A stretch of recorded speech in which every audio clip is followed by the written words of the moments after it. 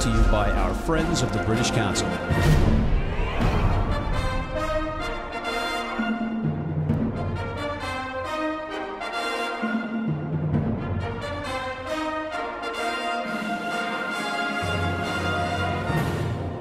Hey everybody, welcome back to Rugby Wrap-Up. Matt McCarthy here at the Fantasy Sports Network, Studio 34 on West 35th Street in New York City, and we have a great show for you today. In the studio, we have none other than the legendary Phaidra Knight, Steve Lewis, the Elite Sevens coach turned rugby business consultant turned pundit of rugby. And of course, we'd be remiss if we didn't mention our friend from the far north in Vancouver, Daniel Tanner of 99 Social, calling in via Skype in British Columbia. Yeah, got the provinces right.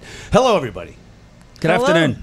I want to segue into this side of the pond, the Americas, right? Phaidra, state of the game for women's rugby in the United States, 7s and 15s. In a rebuilding state for 15s, obviously, recent appointment of Emily Bodwell as the manager of women's high performance, so that should be great. We're looking very forward to having her a part and helping to build for the next 4, 8, 12 years. The head coach search for 15s will probably kick off start of the new year. So that's, a wealth of opportunity there. Richie Walker's still holding things down for 7s.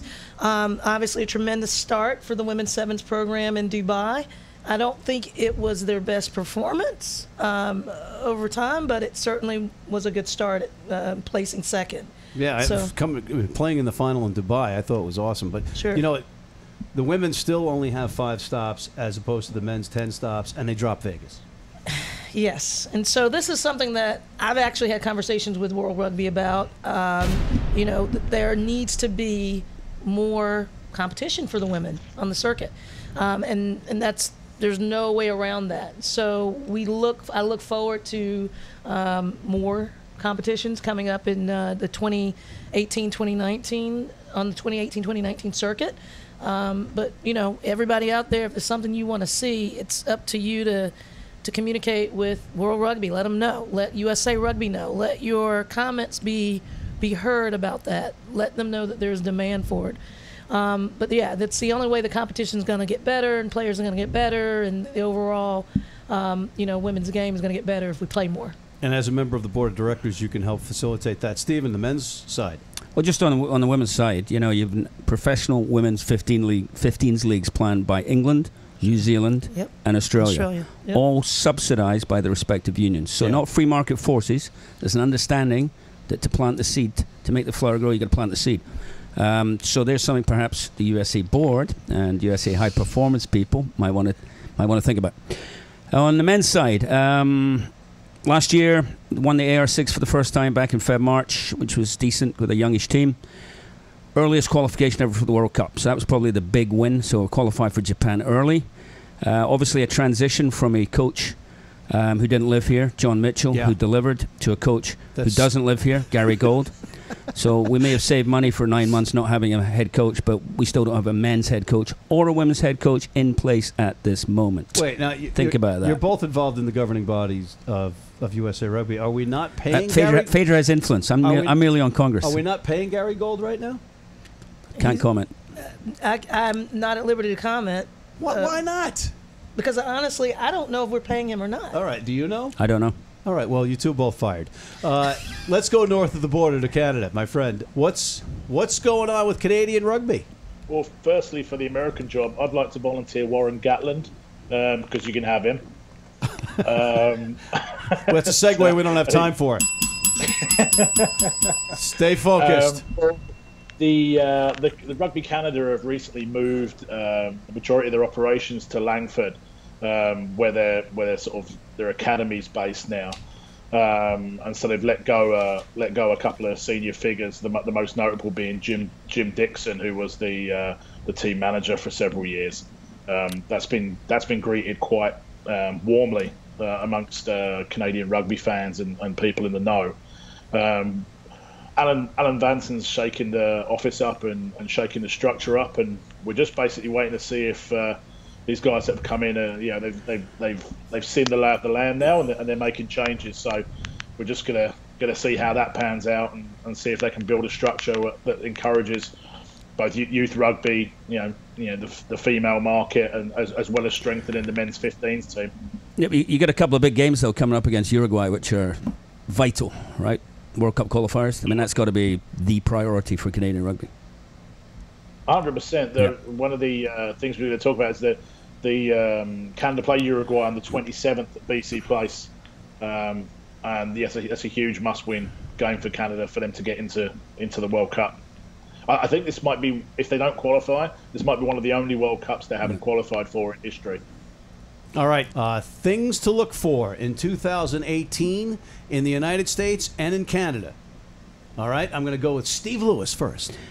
2018 on the men's side, we didn't really discuss sevens, but 2018 the men's side is World Cup 7 San Francisco, right? That's vital from both, it's not just on the field performance for men's rugby, a chance to medal for men and women, but it's also a significant factor in the financial health of this union. And so RIM are on the hook for that to be a successful event. Rugby International Marketing. Second important thing is the advent of Major League Rugby. So in April 21st, I believe, 7-team league starting, 15 aside, men's professional rugby in the States. Second iteration. We wish them all the best. Phaidra?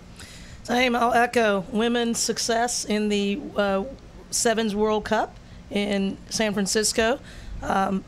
Likewise with the men, the women, we're looking hopefully to medal in that. I think from a board perspective, I think the important thing coming up in 2018 is that there should be a business plan executed, or created and executed, so that then, as you stated, we can factor in things like professional women's leagues and, being able to subsidize those types of ventures. But I think from a governance perspective, we've got to, put things together in a more structured format so we can move forward, create calendars around what we want to do, and start thinking, 4 years, 8 years, 12 years down the line. It's crucial. And also more coverage from networks like NBC Sports. NBC, even CBS with MLR, CBS Sports. We need more major media coverage. All right, let's go up north to Vancouver, to the Vancouverian. I think Vancouverite is the term, but I kind of live up in Squamish now, so maybe I'm a Squamishite. And Squamish is not a feeling in your tummy, right? It's not when you feel. No, it's not. It's a very lovely place between Vancouver and Whistler. All right, so what do you got in terms of professional rumblings? What's going on in the pints and scrums beer halls across Canada? Well, we're just about to announce in a week our Six Nations campaign in Vancouver, and we've got quite a lucrative major venue partner that we're excited to announce alongside sort of our Guinness branding that we always do. That's all good, but what's going on in terms of the MLR or professional setups in Canada that you have had your ear to the wall about? Well, there's been rumblings about the Ontario Arrows down in Toronto. Their team that's already got a few games set up against some MLR opposition, and I believe they're playing New York as well. But at some point, they've got a series of games coming up. Rumblings about there being a Vancouver franchise that I've heard on the grapevine and I've read in the article that announced the New York release the other day. That's all I can really say about that. And qualification for Canada. Canada making a World Cup. That's what we want to see. Yeah, qualification. The one big thing is that the fans in Vancouver, they turn out for Canada Sevens in their thousands. We played the Maori All Blacks, a month ago or so, and 26,000 people turned out for that. I get the feeling that tickets aren't selling too well for Canada Uruguay at BC Place, and I just ask Canadian rugby fans and the people of Vancouver to prove me wrong, that they're not ultimately fair weather or just party fans, and they will actually come out and prove their patriotism and support those 15 guys that are striving and working so hard to qualify for the World Cup, because they'll all want to travel to the World Cup and they'll all book their plane tickets and eat their prawn sandwiches and drink their port. Sandwiches and port sound like a good thing there, my friend. You've got to earn them, though. All right, so we're getting it in the earphones again that we're running out of time. So final thoughts. What was your favorite thing about 2017 in rugby, Steve? couple of individual awards. One right next to me, we discussed ad nauseam, but it's great to publicly acknowledge the career that was the legend Phaidra Knight. And in addition to that, on the men's side, Perry Baker getting the World Sevens Player of the Year cannot be overlooked. An American World Sevens Player of the Year. Phaidra? Agreed. You know, I'm proud of my personal accomplishments in rugby, but very proud of Perry Baker in getting that, receiving that accolade. Also, so impressed with the women's 15s team finishing 4th. First time they've been in the semifinals in many years, since '98 actually, and so very proud of that group. Mr. Vancouver. Well, obviously, I back up Phaedra's inclusion there, as well as being incredibly proud to see Al Charron enter the Hall of Fame. Such a gentleman of rugby, and the turnaround of the sevens teams. The Canadian Sevens teams, Damien McGrath has done an absolutely fantastic job, not only on the field, but creating a culture for the players off the field as well. I know for a fact that his squad players and the guys are much happier with Damien's leadership than situations previously. Well said. And, yeah. Well said. I want to give a tip of the cap to Mr. Chris Wiles for his accolades over in the Premiership, his accomplishments, and his business with Wolfpack Lager, and also Blaine Scully wearing the captain's cap for Cardiff in the Pro 14. So with that, we're going to end this, unfortunately, but I want to thank my guests, Mr. Dan Tanner of 99 Social. You can find him on Twitter at Pints and Scrums, and Mr. Steve Lewis. Thank you. And Mr. Steve Lewis, the Elite Sevens coach, rugby pundit, and rugby business consultant extraordinaire. Not a champagne socialist this week?